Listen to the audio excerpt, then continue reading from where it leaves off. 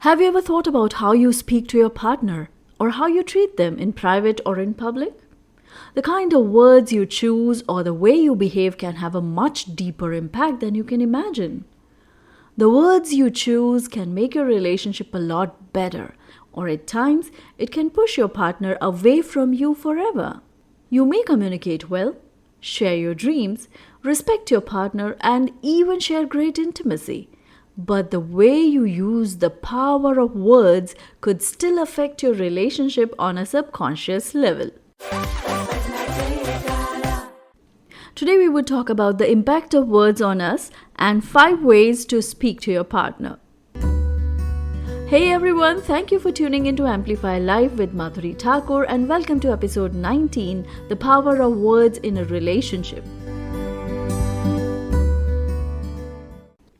Words are extremely powerful tools that we can use to uplift our personal energy and improve our lives. Though we are not often conscious of the words we speak, read, and expose ourselves to. Yes, even the words of others can easily affect our personal vibration. Spend a few minutes with a chronic complainer who uses all sorts of negative terms and you will feel your personal energy bottoms out. Words have great power, so choose your friends and your words very carefully.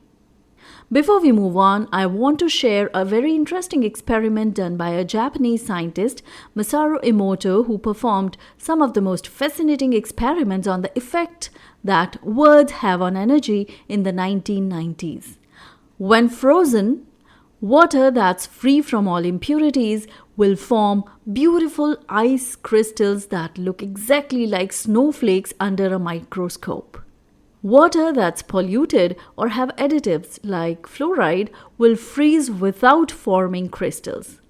In his experiment, Emoto poured pure water into vials labeled with negative phrases like "I hate you" or "fear", and some students had to say these words to the water. After 24 hours, the water was frozen and no longer crystallized under the microscope. It yielded grey misshapen clumps instead of beautiful lace-like crystals. In contrast, Emoto placed labels that said things like "I love you" or "peace" on vials of polluted water. The students had to say these words to the water, and after 24 hours, they produced gleaming perfectly hexagonal crystals. Emoto's experiments proved that energy generated by positive or negative words can actually change the physical structure of an object. The result of his experiments were detailed in a series of books beginning with The Hidden Messages in Water, where you can see the astounding before and after photos of these incredible water crystals. Now you can relate to why words of criticism and hatred makes you feel sad, dull, and energy drained. And why do you feel full of life, happy, and increased energy when someone praises you or says something good about you? Words have the power to build up or tear down. This is where the relationship to our well-being comes in. We can all think of times when we were encouraged by what someone said to us. On the other hand, we most definitely remember when we were hurt by what someone said. Emoto's research further confirms the power of words on us too. Our body constitutes 70% of water. Hence, we get affected by the energy of words. The power of words in a relationship is subconscious energy that balances the relationship. The words you choose and the way you say something can make your lover feel closer to you. And I always say, communication is all about what you say and how you say it. When we talk about relationships in general, it does mean the relationship with self, relationship with kids, relationship with friends, colleagues, neighbors, etc. What you say is your words and how you say is your tone. A compliment is a compliment, but yet the words that are used to compliment you make all the difference, doesn't it? How you speak to your lover affects the way they think of you, the relationship, and the way they approach their own life. Their motivation and inspiration depends on the way you choose your words around them. Kind words make us feel safer. Criticisms make us feel weaker and low on confidence. Angry words make us angry, and reassuring words comforts us. All right, so now let's see, how do you speak to your partner? If you want a happy relationship with your partner, you need to focus more on positive words and reassuring words. At times, when your partner is feeling down and you know it's their own fault, you still need to use words that will make them feel better about themselves. Bite your tongue and save the accusations and the criticism for another day when your partner isn't feeling so low. Here are 5 tips that can help you choose your words better with your partner no matter what the circumstances are. Number 1. Speaking in private. Do you listen to your partner's view completely before giving your suggestion? Learn to do that. If your partner has a suggestion or wants to do something, avoid contradicting them or saying no immediately. Instead, voice your negative opinions through calm questions so your partner can look at the big picture through your eyes.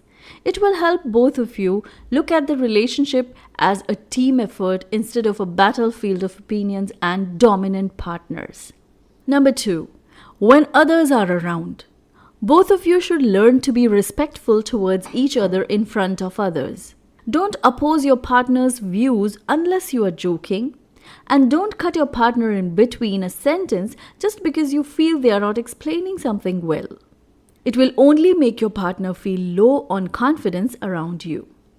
Join in the conversation, but never overpower your partner. Number 3. Compliments. Compliment your partner often and don't just restrict it to physical traits. Compliment them about their job, their personality, and anything else that you genuinely feel. When your partner believes that you have a high opinion about them, they would feel more comfortable revealing their weaker side and asking for your help. On the other hand, if you constantly criticize your partner, they will feel unappreciated and will avoid telling you or any of their mistakes because they would be afraid of being judged negatively by you. Number 4. Your words in arguments.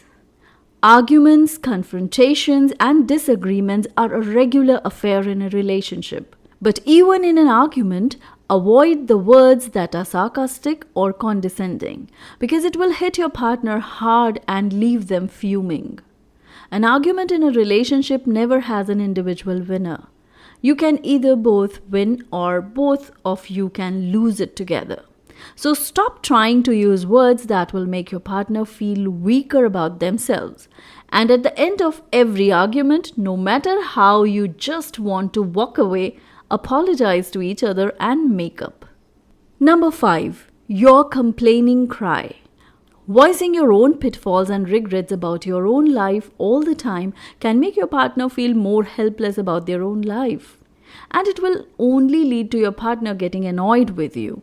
Or worse, they may blame themselves for the sorry life. If you talk about your relationship using words that are negative, your partner will subconsciously start to see the relationship in a negative light too. If there's something bothering you, learn to communicate with each other calmly and reassure each other all the time. It's the only way to look forward to a brand new day in a happy way.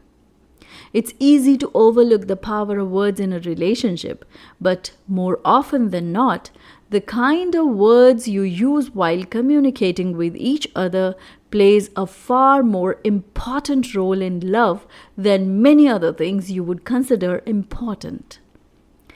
That was all in this episode. Before ending the episode, I want to quote Benjamin Franklin. He said, "Remember not only to say the right thing in the right place, but far more difficult still, to leave unsaid the wrong thing at the tempting moment." So, choose the words that you speak very carefully because they have the potential of accomplishing nearly anything or destroying nearly anything. Just one negative comment can ruin a person's day. A few might even ruin the person's life. Thank you for being with me.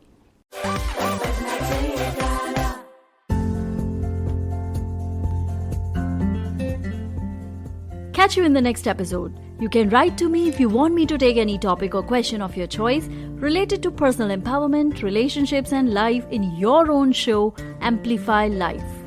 Also, you can book your consultation for relationship coaching with me through Facebook for one-to-one or a couple session. You can contact me for relationship coaching workshops in your society, club, or organization.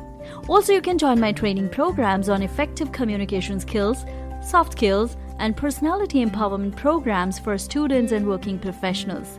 To stay connected, I invite you to come along with me on Instagram, Facebook, Twitter, and LinkedIn. Please find the details in the description. Don't forget to subscribe, follow, comment, and review. See you next week. Till then, keep rocking and shine your brightest.